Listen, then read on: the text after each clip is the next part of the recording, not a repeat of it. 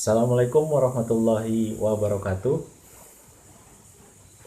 Salam sejahtera untuk kita semua. Selamat sore. Gimana kabarnya ibu-ibu pada hari ini? Alhamdulillah. Saya ucapkan selamat datang di kediamannya Ibu Ani. Terima kasih atas segala waktu dan kesempatannya untuk dapat hadir pada kesempatan hari ini. Gimana kira-kira Bu perjalanannya? Ini kan musim penghujan Bu. Kira-kira susah nggak dalam menyeberangi jalan yang penuh dengan lumpur Bu? Oh ya. Saya ucapkan terima kasih atas perjuangannya untuk dapat hadir di kediamannya Bu Ani. Pada kesempatan hari ini Bu,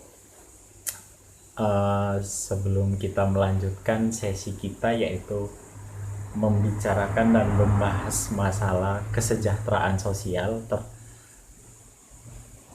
lebih baik dan lebih bagusnya kita awali dengan pembacaan bismillah. Mari kita mulai Bu. Bismillahirrahmanirrahim. Terima kasih. Mudah-mudahan dengan pembacaan bismillah kegiatan kita pada kesempatan sore hari ini berjalan lancar dari awal hingga akhir. Nah, pada kesempatan sore hari ini kita akan melanjutkan di sesi kita ya Bu tentang kesejahteraan sosial. Mungkin sebelum kita lanjut kepada materi hari ini, saya ingin bertanya ini Bu, kira-kira ibu-ibu masih pada ingat nggak apa pembahasan kita pada bulan lalu? Ini kira-kira ibu bisa memberikan pendapatnya.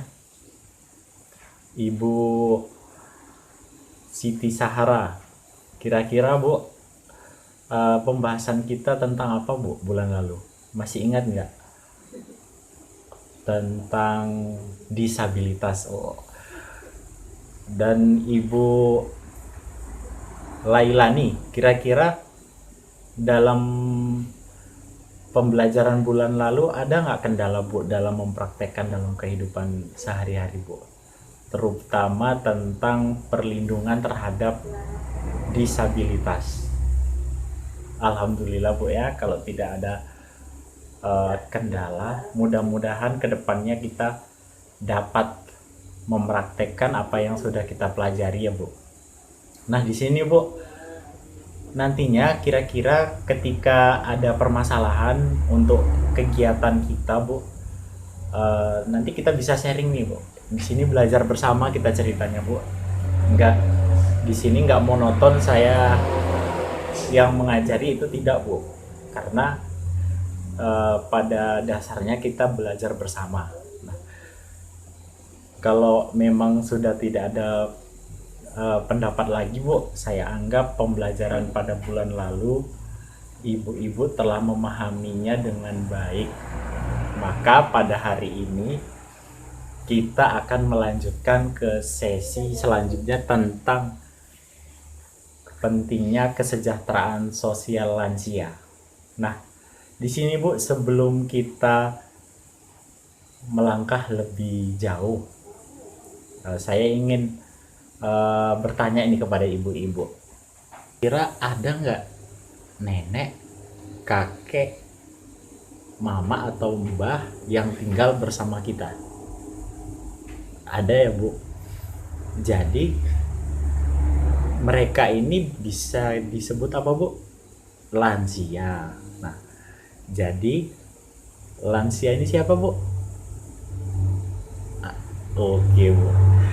Nah, intinya Bu,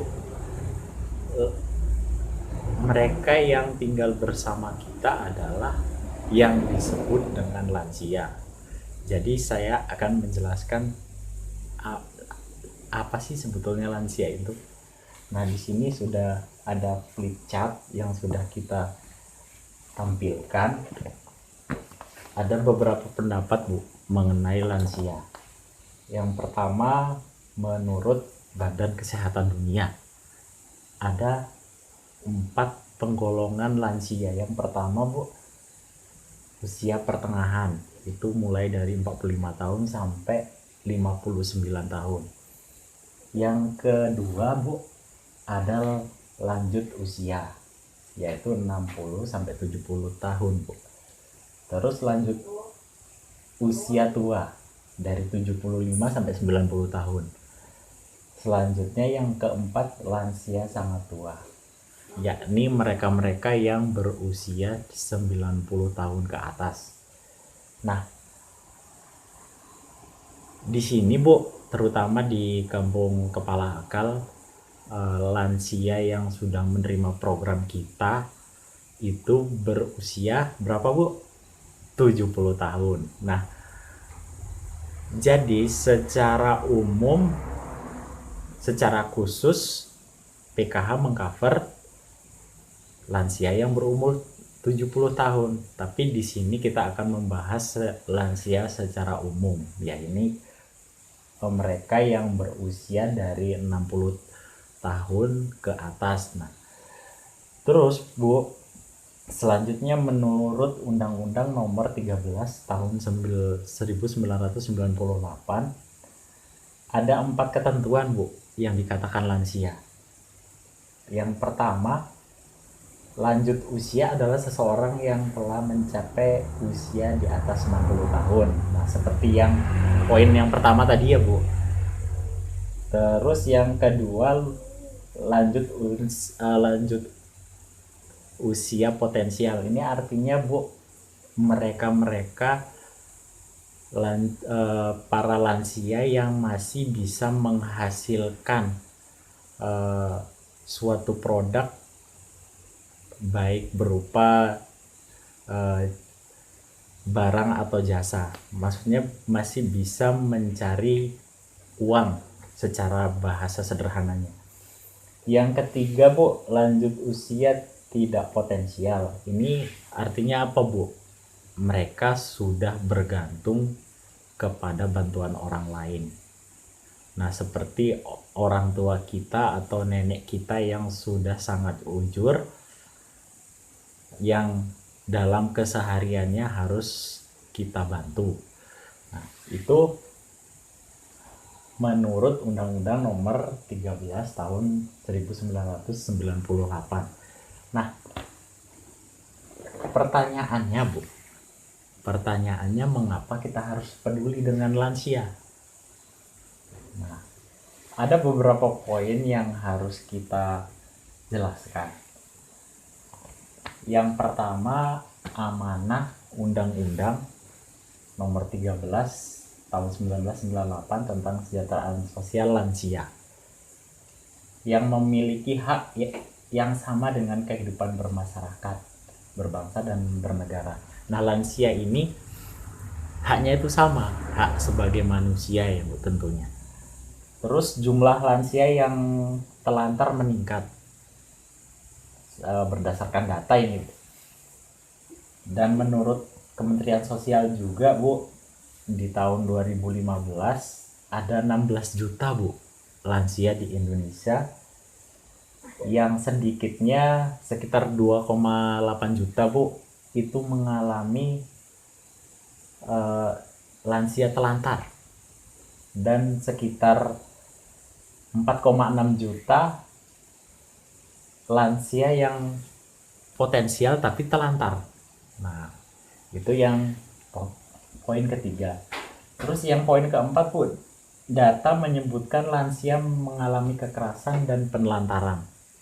Jadi ada sebagian dari golongan masyarakat yang tidak menginginkan dari adanya seorang lansia, mereka melakukan perbuatan menelantarkan sampai melakukan kekerasan kepada mereka. Terus Bu, lansia adalah orang tua yang membesarkan kita. Nah, ini udah pasti Bu, terutama orang tua kita ya. Terus sebagian lansia kurang mendapatkan perhatian dari keluarga. Ini banyak terjadi Bu, mungkin karena alasan terlalu sibuk dengan pekerjaan dan lain sebagainya Bu.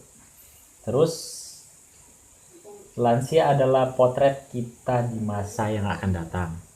Jadi jangan ibu terlalu menyepelekan apa yang dimaksud dengan lansia, karena pada dasarnya kita akan ke arah sana. Nah, terus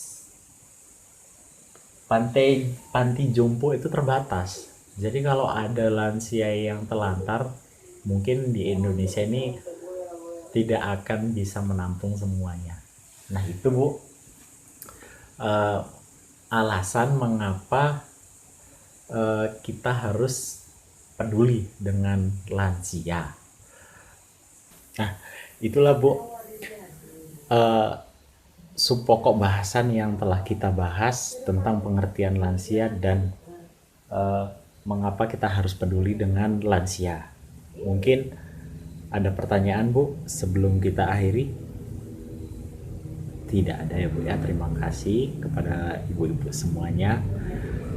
Alhamdulillah sudah dapat dimengerti. Nah sebelum kita akhiri Bu, saya ingin bertanya kepada ibu-ibu, kira-kira apa yang sudah kita pelajari ini apakah penting Bu untuk kita Bu? Dan apakah ibu-ibu bisa mempraktekkan dalam kehidupan sehari-hari? Mudah-mudahan bisa ya Bu ya.